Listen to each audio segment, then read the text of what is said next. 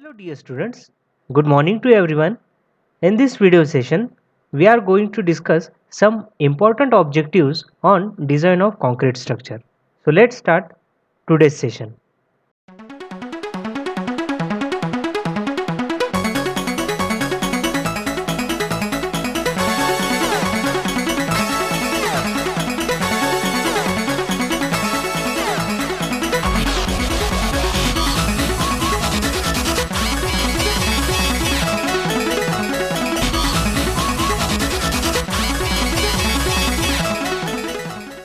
First objective, the expression for modular ratio m is equal to 280 divided by 3 sigma CBC, where sigma CBC is the permissible compressive stress due to bending in concrete in Newton per mm square. Option A fully takes into account the long-term effect such as creep. B partially takes into account the long-term effect such as creep. C does not take into account the long-term effect such as creep. And option D none of these. तो सबसे पहले यहाँ पे modular ratio का expression दिया है, that is m is equal to 280 divide by 3 sigma CBC. तो ये WSM मेथड में मॉडुलर रेशो का एक्सप्रेशन यूज करते हैं, m is equal to 280 divide by 3 sigma CBC. तो इसके लिए हमें फिर से IS कोड रेफर करना पड़ेगा. तो IS 456-2000 के पेज नंबर 16 में क्रीप ऑफ कंक्रीट का एक क्लॉज है, तो उसमें मेंशन किया है as long as the stress in concrete does not exceed 1/3 of its characteristic compressive strength, ऐसा वहाँ पे मेंशन किया है. तो उसके हिसाब से इस ऑप्शन में ऑप्शन बी जो है partially takes into account long term effects of creep, तो ये ऑप्शन बराबर है. तो क्रीप का जो लॉन्ग टर्म इफेक्ट है तो वो पार्शियली ही कंसिडर करते हैं, तो इसीलिए option B is the correct answer, that is partially takes into account the long term effect such as creep. Next one, as per IS 456-2000, which one of the following correctly expresses the modulus of elasticity of concrete? Option A, EC is equal to 0.7 under root FCK. Option B, EC is equal to 500 under root FCK. Option C, EC is equal to 5000 under root FCK. And option D, EC is equal to 5700 under root FCK. तो यहाँ पे देखिए modulus of elasticity of concrete as per IS 456, तो वो कैसे denote करते हैं? It is denoted by EC. EC is equal to 5000 into under root FCK. तो ये EC क्या है? तो इस एक्सप्रेशन में EC क्या है? EC is nothing but the short term static modulus of elasticity और FCK is the characteristic strength of concrete. तो ये एक्सप्रेशन हमें IS 456 में मिल जाएगा पेज नंबर 16 में. So here option C is the correct answer, that is EC is equal to 5000 into under root FCK. Next one, which one of the following predicts the effective modulus of elasticity of concrete? Option A, EC divided by 1 plus theta. Option B, EC divided by 1 plus 2 theta. Option C, EC divided by 1 plus 3 theta. Option D, EC divided by 1 plus 5 theta. So here we have to predict the effective modulus of elasticity of concrete. तो effective modulus of elasticity को हमें यहाँ पे बताना है. तो effective modulus of elasticity is also called as the long term modulus of elasticity. or effective modulus of elasticity, and it is denoted by ECE. ECE is equal to, so it is the short term modulus of elasticity or static modulus of elasticity divided by 1 plus theta. 1 plus theta. So theta is the coefficient of creep. So this is the effective modulus of elasticity. So option A is the correct answer, that is EC divided by 1 plus theta. Next one, the basic assumption of plane section normal to the neutral axis before bending, remaining plane and normal to the neutral axis after bending leads to option A, uniform strain over the beam cross section, option B, uniform stress over the beam cross section, option C, linearly varying strain over the beam cross section, and option D, stresses which are proportional to strain at all over the cross section. आप working stress method में जाएं या limit state method में जाएं तो वहाँ पे हर एक मेथड के कुछ अजम्पशन दिए हैं, तो उसमें ये एक अजम्पशन है, that is plane section normal to the neutral axis before bending, remaining plane and normal to the neutral axis after bending. तो इस अजम्पशन को समझने के लिए एक एग्जांपल लेता हूं मैं। सपोज ये एक बीम है और इस बीम में हमने लोडिंग लगा दी, तो इस लोड की वजह से ये बीम जो है ऐसे डिफ्लेक्ट हो जाएगा, ठीक है। तो ये अजम्पशन क्या कहता है, ये बेसिक अजम्पशन ये कहता है कि अगर हमने लोड भी लगाया, जो लोड लगने से पहले जो ये क्रॉस सेक्शन है इसका प्लेन क्रॉस सेक्शन है, और लोड लगाने के बाद भी ये प्लेन क्रॉस सेक्शन ही रहेगा। मतलब इसका ये है कि इस क्रॉस सेक्शन में जो भी स्ट्रेसेस प्रोड्यूस होने वाले हैं तो वो कैसे रहेंगे, प्रोपोर्शनल रहेंगे। So option D is the correct answer, that is stresses which are proportional to strain at all over the cross section. Next question, the modulus of rupture of concrete gives option A, direct tensile strength of concrete, B, direct compressive strength of concrete, C, tensile strength of concrete under the bending, and option D, the characteristic strength of concrete. तो यहाँ पे देखिए modulus of rupture of concrete. So modulus of rupture is also called as the cracking strength or tensile strength of concrete. It is denoted by FCR. तो ये FCR क्या देता है, it gives the direct tensile strength of concrete. So option A is the correct answer. Next one, to determine the modulus of rupture, the size of test specimen used is option A, 150 by 150 by 150 mm, B, 150 by 150 by 500 mm, C, 150 by 150 by 700 mm, and option D, 100 by 100 by 150 mm. तो यहाँ पे देखिए modulus of rupture determine करने के लिए जो specimen use करते हैं तो उसका साइज कितना होना चाहिए। तो यहाँ पे 4 साइज अलग अलग साइज दिए हैं, तो इसमें से कौन से साइज का स्पेसिमिन हमें यूज करना है मॉडुलस ऑफ रप्चर को फाइंड आउट करने के लिए। तो सबसे पहले मॉडुलस ऑफ रप्चर क्या होता है, modulus of rupture is nothing but the cracking strength, और it is also called as the tensile strength of the concrete, and it is denoted by FCR.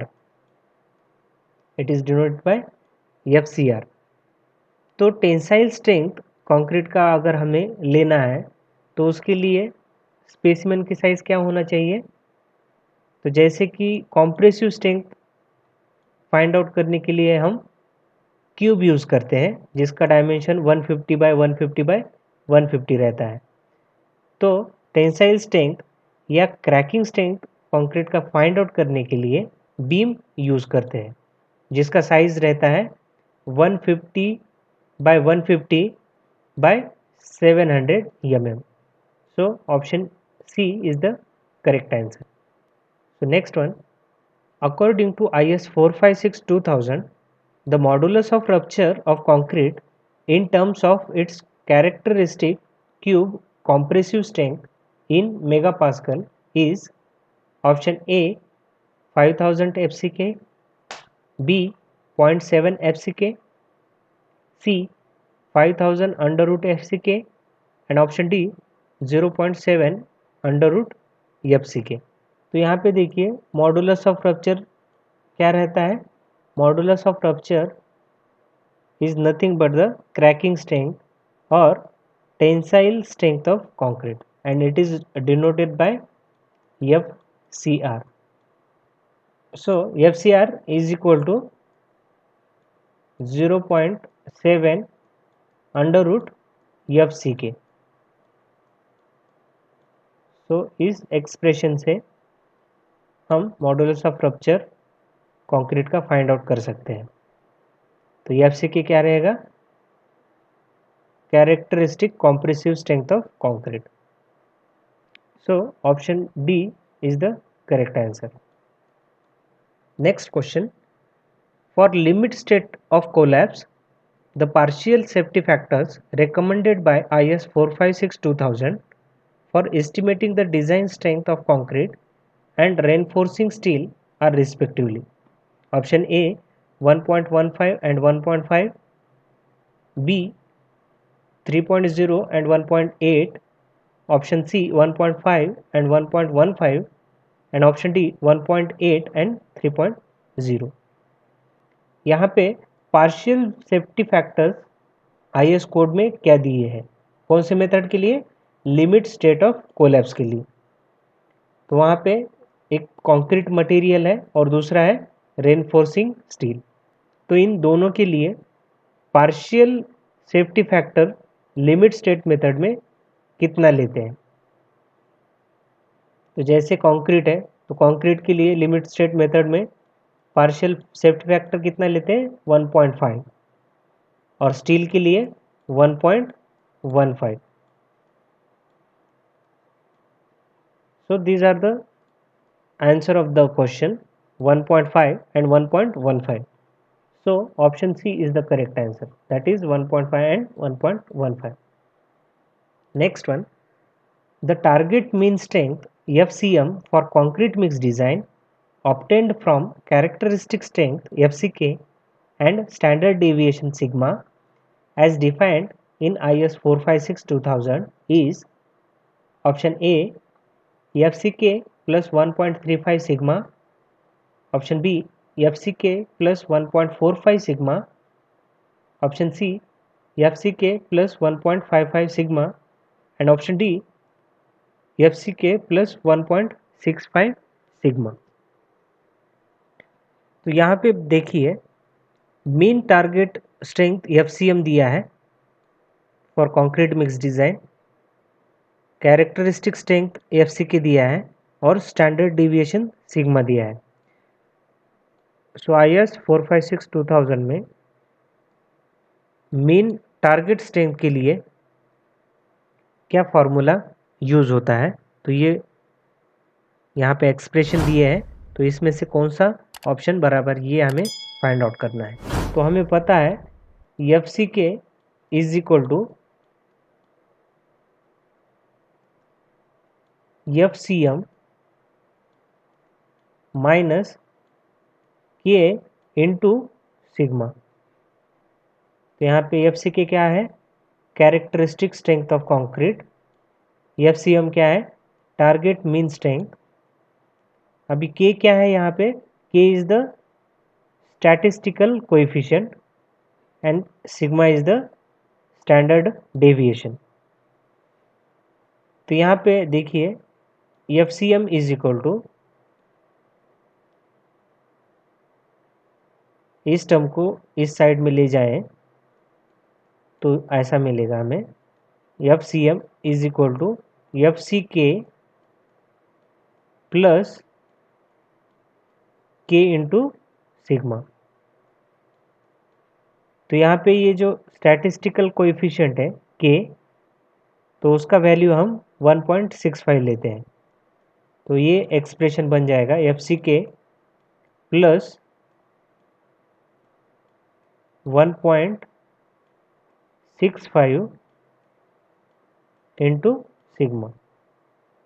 तो F C M is equal to F C K plus 1.65 into sigma. So mean target strength is equal to FCK plus 1.65 sigma. So option D is the correct answer.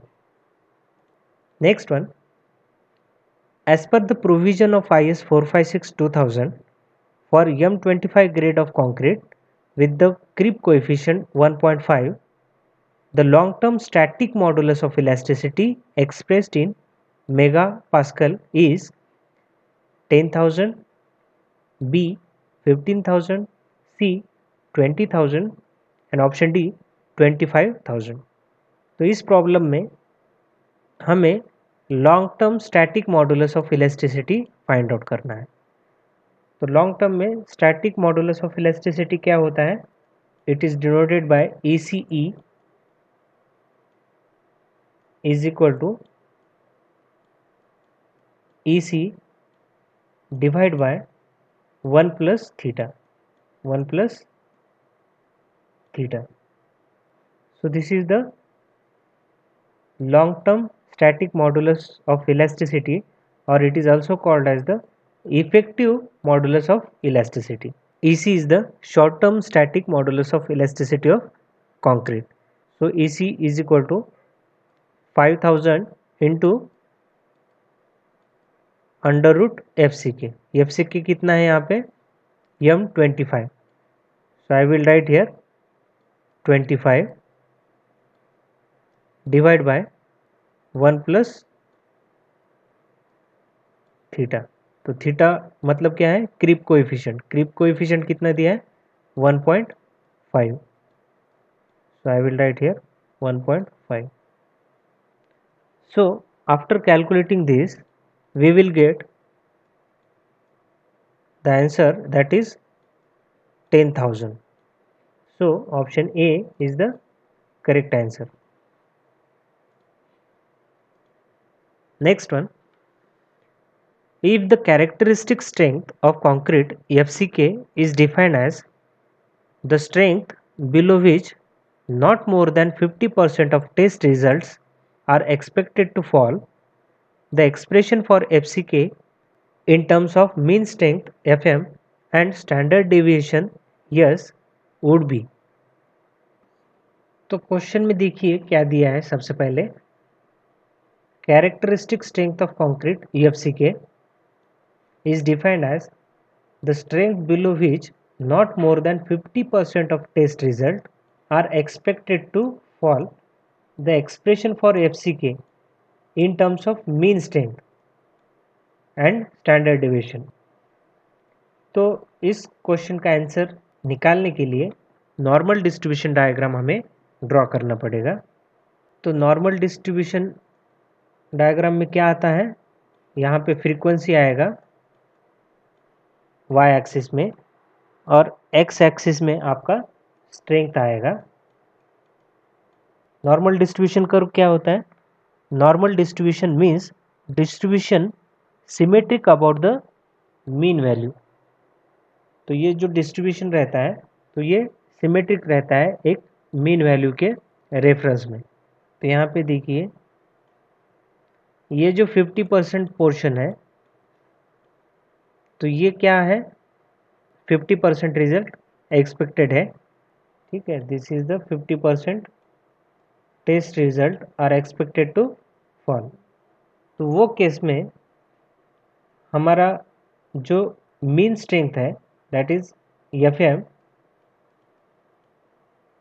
Is equal to EFCK हो जाएगा ये case में। जितना आपका characteristic strength है concrete का, वही आपका मीन स्ट्रेंथ हो जाएगा। So option C is the correct answer. Next one, if the characteristic strength to be defined as that value below which not more than 50% of test result are expected to fall, assuming standard deviation of 4 MPa, the target mean strength in MPa to be considered in the mixed design of M25 grade of concrete would be option A 18.42 MPa, option B 21 MPa, option C 25 MPa and option D 31.58 MPa। तो इससे पहले हमने जो normal distribution diagram निकाला था, तो वही diagram यहाँ पे हमें अप्लाई करना पड़ेगा। देखिए यहाँ पे कैरेक्टरिस्टिक स्ट्रेंथ को कैसे डिफाइन किया है, the value below which not more than 50% of test result are expected to fall. तो यहाँ पे स्टैंडर्ड डिविएशन 4 MPa दिया है, मीन टारगेट स्ट्रेंथ हमें फाइंड आउट करना है। ठीक है, तो as per normal distribution curve ये केस रहेगा। तो इसमें जो 50% है, 50% test result are expected to fall, तो उस केस में आपका FCM या मीन स्ट्रेंथ कितना रहेगा, तो उस केस में आपका FCM या मीन स्ट्रेंथ ऑफ कंक्रीट कितना रहेगा, आपका जो कंक्रीट का ग्रेड है तो उसकी जो कैरेक्टरिस्टिक स्ट्रेंथ है तो उसके बराबर रहेगा इस केस में। तो यहाँ पे हमारा ग्रेड ऑफ कंक्रीट कितना दिया है, M25। तो यहाँ पे टारगेट मीन स्ट्रेंथ कितना रहेगा फिर, 25 MPa। So option C is the correct answer. Next one, the characteristic design load for concrete mix design obtained from the mean load and standard deviation sigma is option A mean load plus K into sigma, option B mean load minus K into sigma, option C both and option D none of these। तो इस question में हमें characteristic design load निकालना है। तो वहाँ पे mean load दिया है और स्टैंडर्ड डेविएशन दिया है, तो उस केस में कैरेक्टरिस्टिक डिज़ाइन लोड क्या रहेगा। तो हमें कैरेक्टरिस्टिक डिज़ाइन लोड पता है, characteristic design load is equal to mean load plus K into sigma, mean load plus K into sigma. So option A is the correct answer. Next one, how the stress strain curve expressed? Option A percentage of stress strain, B relationship between stress and strain, C difference between stress and strain and option D none of above। As per the Hooke's law, stress strain को हम कैसा define करते हैं, stress is directly proportional to strain. मतलब यहाँ पे ये relation बताते हैं, जैसे कि स्ट्रेन इंक्रीज होगा तो आपका स्ट्रेस भी इंक्रीज हो जाएगा, मतलब stress is directly proportional to strain. So here the stress strain curve express the relationship between the stress and strain. So option B is the correct answer. Next one, which point on the stress strain curve occurs after the ultimate point? तो जैसे हम